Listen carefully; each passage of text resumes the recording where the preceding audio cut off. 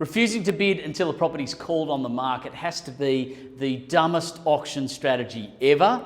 This is akin to trying to catch a fish without being willing to cast a line in the water.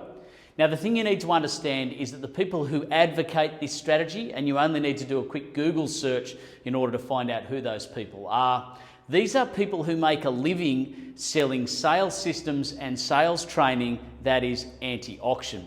So you need to understand that when they give that advice not to bid until a property's on the market, they're not trying to help you buy a property. They're trying to further their own agenda and make more money for themselves by selling more training systems and more programs. So you need to be very careful about who you take advice from with respect to how to bid on auction day. Not bidding until a property's on the market is completely self-defeating because the property never gets on the market if you don't bid in the first place.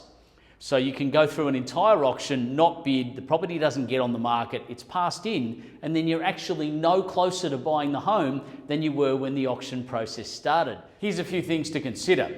1, there's no legislative requirement on an auctioneer to call a property on the market. Many good auctioneers these days don't call properties on the market. They will simply call the property up once, twice, 3 times, and if you don't bid, they will sell the property to the highest bidder if they are above their instructions. So be very careful pursuing the strategy of waiting for a property to be called on the market because the property may be sold without it being called on the market and you may miss out. 2, if some bidding does occur but a property fails to reach its reserve price and is passed in, the highest bidder on the auction floor will typically be afforded the first opportunity to negotiate with the agent and the vendor and the first opportunity to buy the property at the reserve price. So if you didn't bid, somebody else will be invited inside. In a lot of cases, the deal is done on the property immediately in that post-auction environment without any further opportunity for the underbidders and other parties who are hovering around. The agent will simply come back outside a few minutes later. They'll put a sold sticker up on the signboard and you will have missed out because you refused to bid and because you were not the highest bidder. 3, consider a situation where a number of different parties are pursuing the same strategy as you and refusing to bid until a property's on the market. The auctioneer calls for bids, everyone stands there and looks at the auctioneer, nothing happens, the property passes in. None of the bidders at that point are any closer to buying the home. All of you then need to step into a one-on-one negotiation with the agent, but you're doing so without the vital information that you could have gleaned if you're willing to participate in the transparent bidding environment, which is to find out what the other bidders were willing to spend on the home.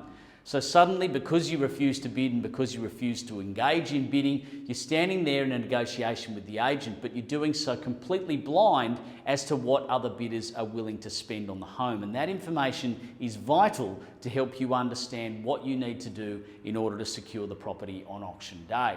So there are a number of very good reasons why refusing to bid until a property is called on the market is not only a self-defeating strategy, but also a strategy that increases your risk of missing out on the home that you wanted to buy.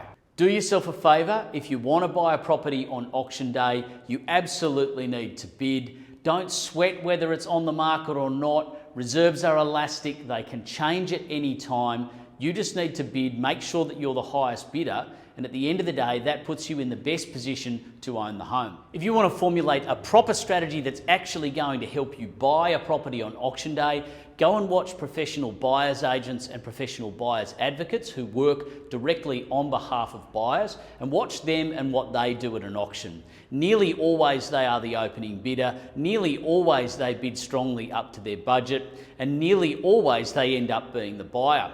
So there's some serious clues there. Stop listening to people who are trying to sabotage the auction method in an overall sense and who are pretending to give you advice on how to buy a property on auction day. If you want to buy a property at auction, it's very simple. You need to bid and you need to work with the agents and with the auctioneers, not against them, in order to help you secure the home.